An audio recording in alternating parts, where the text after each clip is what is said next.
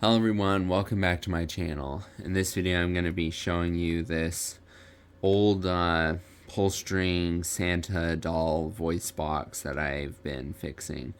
This is something that one of my channel viewers sent in for repairs, and I was unable to find any pictures, documentation, videos, anything on this doll.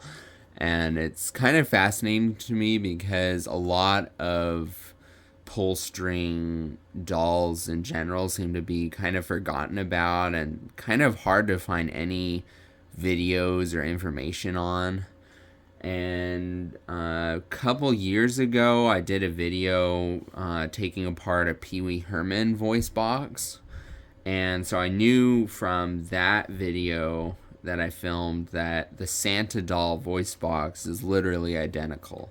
They're the same maker, same everything. And what I had to do is actually take a Wee Herman from eBay and combine the two to make a working voice box for the Santa, because I mean I literally could not find anything on this Santa doll. And there's a chance that one of you watching this video might know of the doll or have maybe seen it, but I just honestly couldn't find any pictures or anything of it besides from the viewer that sent it. So Tell Santa what you want for Christmas. it's always kind of tricky regulating these voice boxes, and I think even brand new, they weren't perfectly like every single time the same speed. So depending on like, Merry Christmas. I think it's starting to get a bit slow, but I'll show you how to tune it a bit. Good to hear. Santa's watching. Tell Santa what you want for Christmas. Merry Christmas to all, and to all a good night.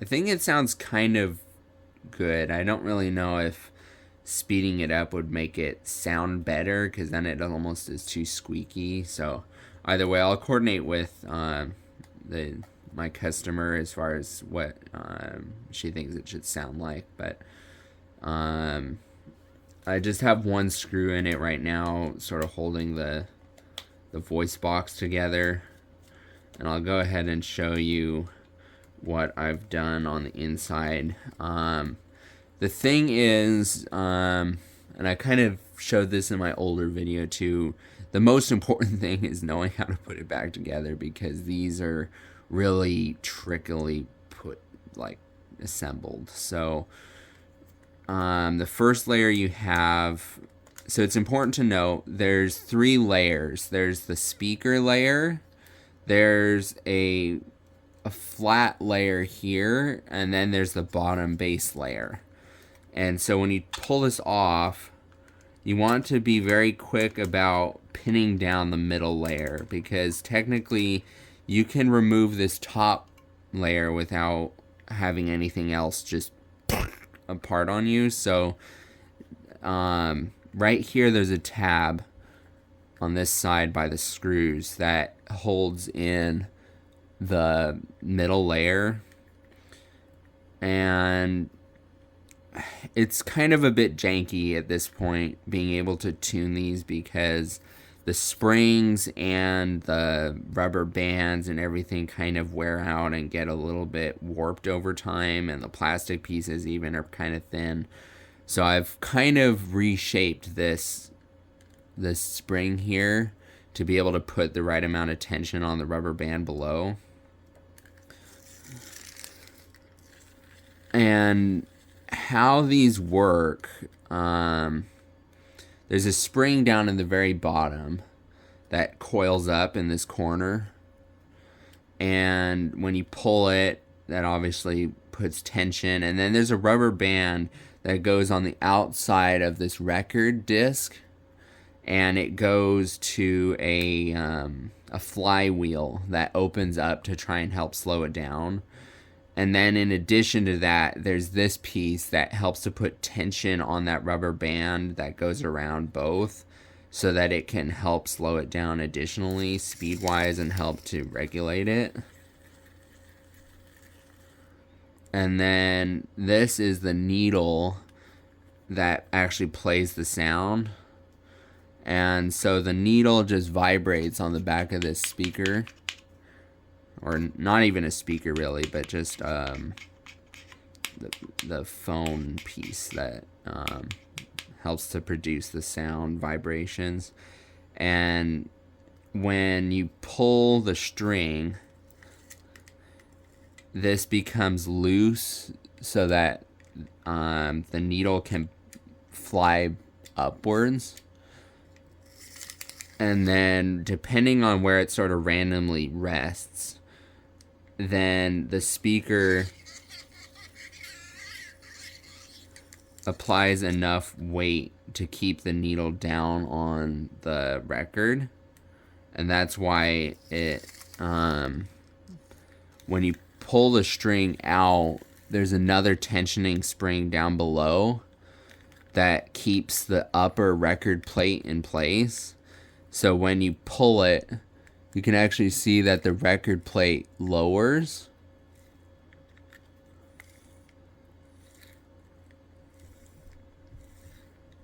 So the record plate lowers so that the needle can fly back up to select a new quote. So pretty ingenious the way they design these. And then as far as opening it up carefully, it's kind of tricky to get these back together. Really tricky. And I don't know if I'll do it on camera or not, just because it's really kind of like a two-hand job and just sit there and fiddle with it. There's a little bit of lint here on the needle, but here's the underside of both. And I'll take apart this lower layer just so you can see it. And we'll de-thread the rubber band here. So now here's it fully taken apart. You want to remember the spring goes here, and that's for the record plate lowering and raising effect that it does to release the needle. This little notch here is where the coil spring sits. So that's the coil spring. And also you want to take note of how this threads. This was a big problem for me to figure out.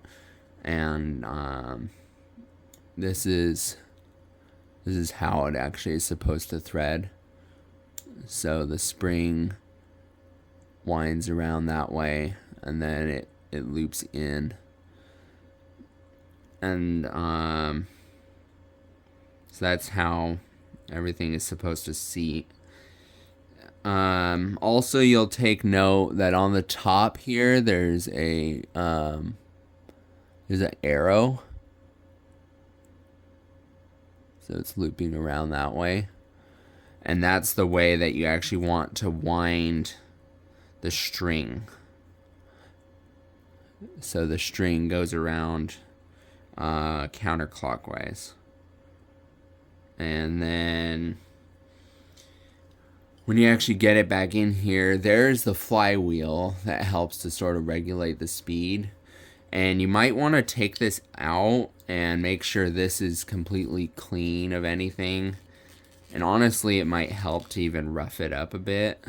Might just grab a paper towel here and just help to make sure there's no lint or oil remain or anything, to try and give it the best chance of actually rubbing on something. Because if the plastic is just super smooth, it's not really going to be able to slow down and regulate it at all. So that's where that sits. And you can also scuff up the little felt pads here to give them a little bit more texture. And so that's where the flywheel sits. Then you want to go ahead and line up the spring with that notch as best as possible. And once you have it sort of close, you can just sort of press down and turn till it actually sits. And then what I did is you grab a small flathead screwdriver carefully grab the rubber band that sits around the record plate and loop it over the flywheel, just so everything's all seated in there correctly and it's not going to pop out. And then you'll have the string. The string is kind of a double issue because it needs to sit, if you're doing it correctly, the string needs to sit right here. There's this spring that is supposed to like pin the string down. Like where the screwdriver is where the string should be. Where the string threads through underneath that spring and in between those plastic pegs. So you have to like thread it onto this top layer, which is kind of annoying. And then you also have to get this little metal washer peg thing to sit into that groove. So again, using the flathead screwdriver is kind of the best way to pop this up, and then try and thread the string under like that. And now you have to deal with this timing, this plastic timing piece. That's what's related to this here. And what I'm going to do is just de-thread the spring so it's detensioned. And I'm going to push it all the way out to that like metal fitting here. And then you have to also thread the top of the flywheel onto the hole. And you want, I don't really know if there's a right or wrong way to do this, because technically this white peg could sit on either side of the rubber band. What I found actually slows it down and actually seems to work for the time being is threading it on the outside. So I have this white peg as close to here as possible so that it has the best chance of getting on the outside, this side of the rubber band. Because otherwise it could go here, and I think this works the best for actually tensioning it. So let's see. I need to thread this metal piece in. And then we go on the outside of the rubber band.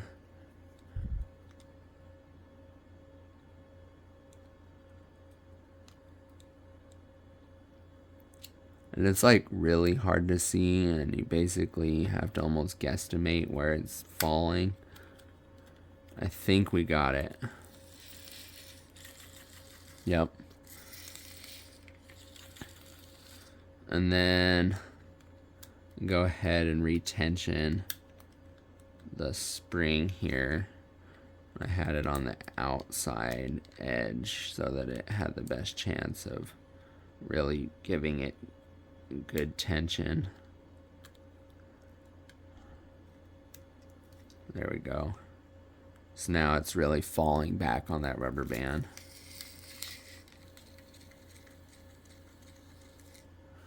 And then technically the original adjustments were here. These little notches. These didn't work for the original Pee-wee box that I worked on, and it didn't really work on this. Something that's a problem is that rubber band that goes around the rotating record disc. It's like hard to find those original rubber bands. Honestly, this one was in good shape, and I think this is in better shape than the original one I worked on. So that will be a big deciding factor for you if you need to deal with trying to find a bunch of different rubber bands. I tried looking on Amazon and eBay. There were a few on eBay that I think would work, but they would take like 2 or 3 months to get here before I would even know that. And then they're also like a different material. So it's honestly a big gamble as far as if yours needs that and if it'll work. So just forcing the spring to put a little bit more tension on the rubber band seems like it seemed like it worked well enough for me. I will talk with my customer whether or not if she wants to wait for a rubber band, because I could try and order one, but I think this is really a reliable solution because it is keeping time, and the rubber band did not seem like it was degrading, because you might find that the rubber band is like really brittle, and when you go to like stretch it, it just snaps. So obviously that needs to be replaced, but this rubber band seemed in good enough shape. So that's why I'm going with this method right now. These are just kind of temperamental, and I can understand why a lot of toys just obviously went with like digital voice boxes, but I really appreciate this as being like an art form of designing an actual record to be played on the inside with this mechanical system of regulating speed. It's really so much more time consuming to design than a little microchip. Merry Christmas to all, and to all a good night. So, seems to be working. And then I'm just gonna put a screw in here, because you basically have to keep tension on this edge of the voice box the whole time so that the middle plate doesn't just pop up, because with the design of the record plate having that spring to keep it like tensioned here, that if you pull the record down, that it can release the needle. I might honestly actually speed it up a tad, but that's the thing for another time. And once you get the actual timing part, that's up to you as far as what you think sounds best or not. So